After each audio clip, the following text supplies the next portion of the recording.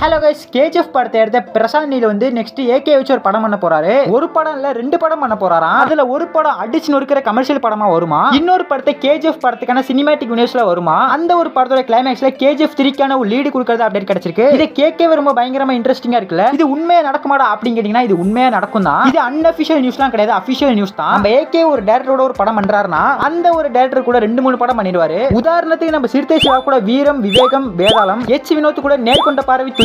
So இந்த மாதிரி ஒரு டைரக்டர் கூட 2-3 படம் நம்ம ஏகே பண்ணுவாரு. சோ அதே கான்செப்ட்ல தான் இந்த கேஜிஎஃப் டைரக்டர் கூட பண்ண போறாருன்னு அப்டேட் கிடைச்சிருக்கு. ஒரு படம் நல்லா அடிச்சு நொறுக்கிற கமர்ஷியல் படமா வரும். இன்னொரு படம் கேஜிஎஃப் சினிமேட்டிக் யூனிவர்ஸ்ல வரப்போகுது. கேஜிஎஃப் பார்ட் 1 வந்தப்ப யாருமே இந்த படத்தை கண்டுக்கல. சோ அந்த படத்தை யாருமே தியேட்டர்ல போய் பார்க்கலன்னு தான் சொல்லணும். ஓடிடில இந்த கேஜிஎஃப் படம் வந்ததுக்கு அப்புறம் தான் நிறைய பேருக்கு இப்படி ஒரு படம் வந்துன்னு சொல்லிட்டு தெரிய வந்தது. அதுக்கப்புறமேட்டு இந்த கேஜிஎஃப் படத்துக்கான பார்ட் 2க்கு வேற லெவல் ஹைப் இருந்துச்சு. சோ அதே மாதிரி கேஜிஎஃப் 2 வந்து 2022ல ரிலீஸ் பண்ணாங்க. நினைச்ச மாதிரியே கேஜிஎஃப் பார்ட் 2 தமிழ்நாட்டுல அடிச்சு நொறுக்குச்சு. இதை தொடர்ந்து கேஜிஎஃப் பார்ட் 3 எடுக்க போறாங்கன்னா கண்டிப்பா தமிழ் சினிமால இருந்து கேஜிஎஃப் 3ல ஒரு பிகெஸ்ட் ஸ்டாரை இறக்குவாங்க. சோ அது கண்டிப்பா நம்ம ஏகேவா தான் இருக்கும். இது நடந்தா எப்படின்னு சொல்லிட்டு ஒரே கமெண்ட் பண்ணிருங்க. அப்படியே மறக்காம சேனல் சப்ஸ்கிரைப் பண்ணிருங்க.